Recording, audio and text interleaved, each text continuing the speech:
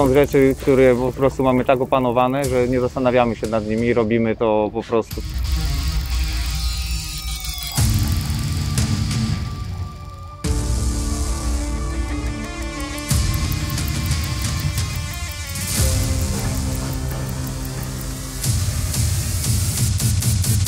To jest GROM, to są wojska specjalne. Dopóki nie sprawdzisz, nie zaryzykujesz, to się nie dowiesz. Grupa łodzi bojowych jednostki wojskowej GROM jest elementem bojowym przewidzianym do wsparcia zespołów bojowych w trakcie wykonywania całego spektrum operacji specjalnych w środowisku wodnym. Naszym celem jest przewiezienie ludzi, operatorów w jak najlepszym stanie fizycznym, bo dla nich dopiero ich praca się zacznie. Na naszych barkach jest to, żeby zrobić to bezpiecznie, szybko, zgodnie z taktyką i jeszcze, żeby oni byli w jak najlepszej kondycji. Jesteśmy w stanie zapewnić platformy przerzutów, wsparcie ogniowe, zapasowe środki łączności bądź platformy ewakuacji dla operatorów zespołów bojowych w trakcie wykonywania ich zadania. Realizujemy całe spektrum operacji, patrolowanie rzeczne, VBSS zwane abordażami na jednostki pływające, które znajdują się w ruchu, na kotwicy bądź w porcie. Dodatkowo nasi koledzy mogą na nas liczyć w zakresie dalekiego rozpoznania.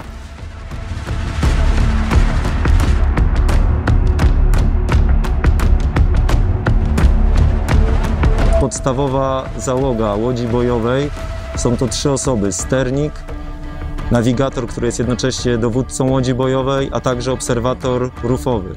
Co jest charakterystyczne i rzadko spotykane wśród naszych kooperantów albo naszych przyjaciół z innych jednostek, jest u nas coś takiego jak zamienność funkcji, czyli każdy jest w stanie zamienić każdego.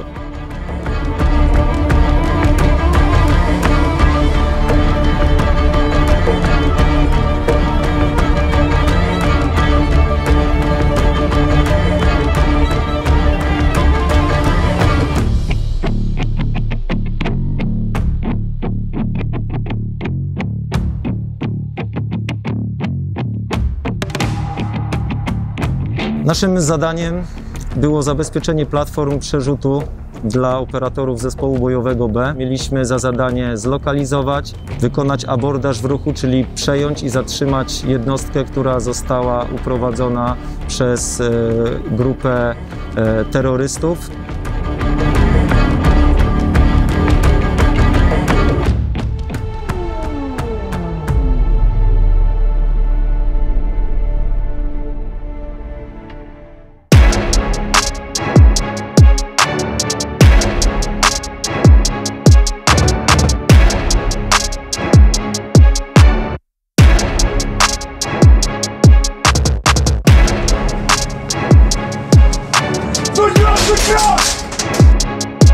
Naszym zadaniem było przede wszystkim odbicie zakładników, następnie zdobycie kontroli nad opanowanym statkiem i zabezpieczenie materiałowe wszystkich dowodów pozostawionych przez terrorystów. W pierwszym etapie zdobycia kontroli na pokładzie jest opanowanie i zdominowanie wszystkich pomieszczeń, następnie ponowne ich wyczyszczenie z zagrożeń. W momencie, kiedy posiadamy kontrolę na obiekcie, przechodzimy do przeszukiwania.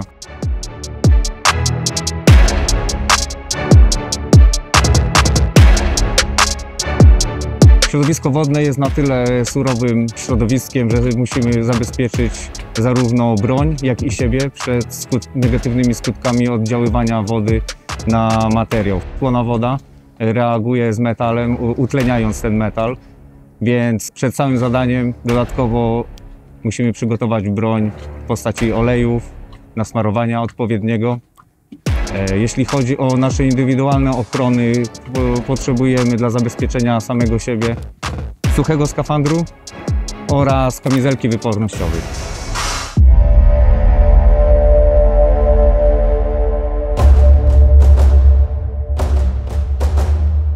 Jako grupa łodzi bojowej musimy być przygotowani, żeby podjąć działanie w różnym miejscu.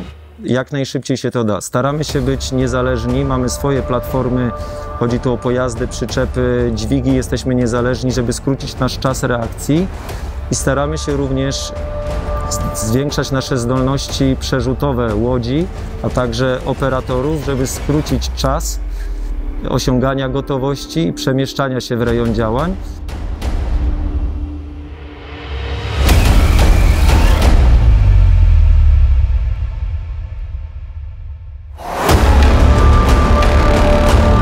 Jednym z takich sposobów jest wykonanie zjazdu po fast rope'ie na łódź bojową ze śmigłowca.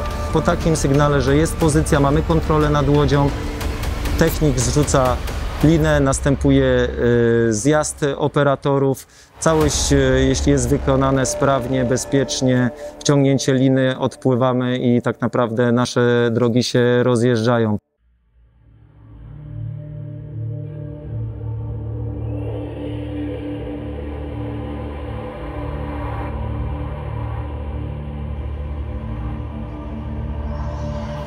Z perspektywy operatora najważniejszym to jest zachowanie bezpieczeństwa i kontrola nad liną oraz zwracanie uwagi na kolegów, bądź też pomaganie im przy wyjściu lub też przy trzymywaniu liny już po samym przyziemieniu.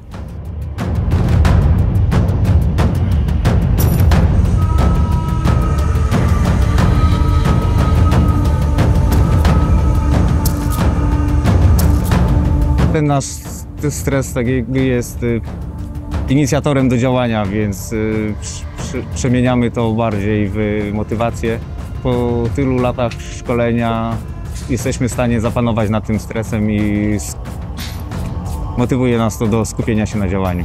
Mówi się, że trzeba bać się tego, który trenuje 1000 razy jedno kopnięcie, a nie 1000 kopnięć jeden raz. Więc część naszych zdolności podczas pracy robimy automatycznie, to jest tak zwany manual. Nie myślimy o tym, wiemy jak to wykonać, dzięki czemu możemy przez swoją przestrzeń świadomości takiej skupić się na innych rzeczach i poszerzać swoją świadomość sytuacyjną. Są rzeczy, które po prostu mamy tak opanowane, że nie zastanawiamy się nad nimi, robimy to po prostu już automatycznie, dzięki czemu mamy wolne myśli, żeby analizować dalsze ryzyko, dalsze kroki.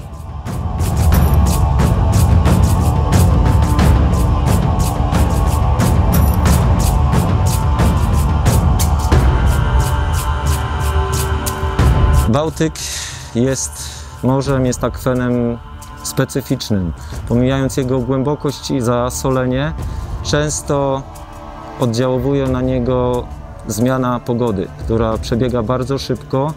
Dzisiaj możemy mieć przysłowiową flautę, jutro już 1,5 metra fali, krótka fala. Łatwo z niej spaść, bardzo ciężko jest się nauczyć operowania taką łodzią. Często się zdarzało, że w maju mieliśmy jeszcze śnieg na szybach i wracaliśmy pokryci, natomiast sam okres od września do stycznia jest to okres występowania dość cyklicznie gorszych warunków, tak zwanych szkoleniowych, o to mówimy, sztormów, co potrafi naprawdę i podnieść nasze umiejętności, ale też dać nieraz pstryczka i uzmysłowić co niektórym, że dalej jest to żywioł, trzeba mieć do tego dużą pokorę. Trzeba się przyłożyć zarówno do planowania, do analizy pogody, do dbałości nad sprzętem i przygotowaniem psychofizycznym ludzi i sprzętu i zawsze mieć dla niego pokorę.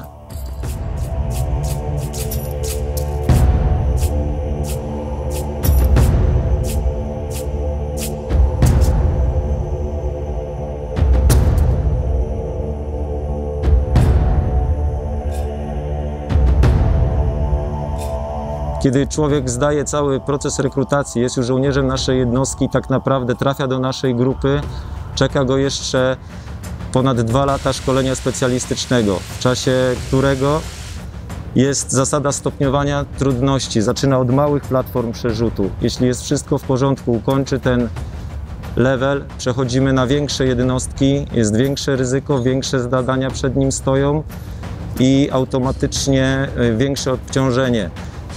Obciążenie mówimy tu nie tylko fizyczne, ale także psychiczne. Pierwsze miesiące, pierwsze pół roku, pierwszy rok, kiedy jest zimno, kiedy jest niebezpiecznie, kiedy nie do końca spakowało się dobre ubranie, kiedy skończyła się racja żywnościowa, kiedy mieliśmy już kończyć, a okazuje się, że jesteśmy dopiero na półmetku, bo sytuacja w czasie zadania się zmieniła. Wtedy wychodzi, kto jakim jest człowiekiem, ile jest w stanie poświęcić. Tak jak nie każdy musi być operatorem czy supernurkiem, tak nie każdy może i nie będzie sternikiem bojowym. Przez kilkanaście lat miałem okazję szkolić ludzi, przebierać tą talię kart i nakreślił się pewny obraz, sylwetka psychofizyczna takiego potencjalnego sternika bojowego. Przede wszystkim młody, ambitny i inteligentny człowiek w dobrej kondycji fizycznej, osoba, na której będzie można polegać, osoba, która odnajdzie się jako kolega, jako profesjonalista i żołnierz, który da komfort dowodzenia dowódcy.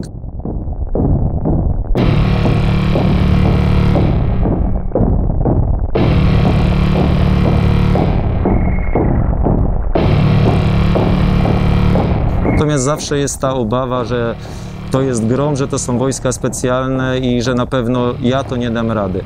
Dopóki nie sprawdzisz, nie zaryzykujesz, to się nie dowiesz. Nie zamykamy się tylko na Bałtyk, wiemy, że na nim się świat nie kończy, a wręcz zaczyna i staramy się iść do przodu i być gotowym odpowiedzieć na wyzwania, które stoją przed nami i przed krajem w dzisiejszych czasach, zwłaszcza po 2022 roku, kiedy ta sytuacja mocno się zmieniła.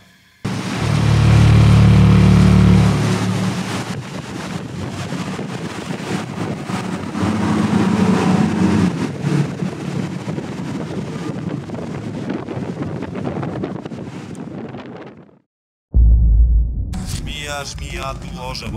Żmija tu orzeł. Żmija potrzebuje natychmiast gorącego podebrania.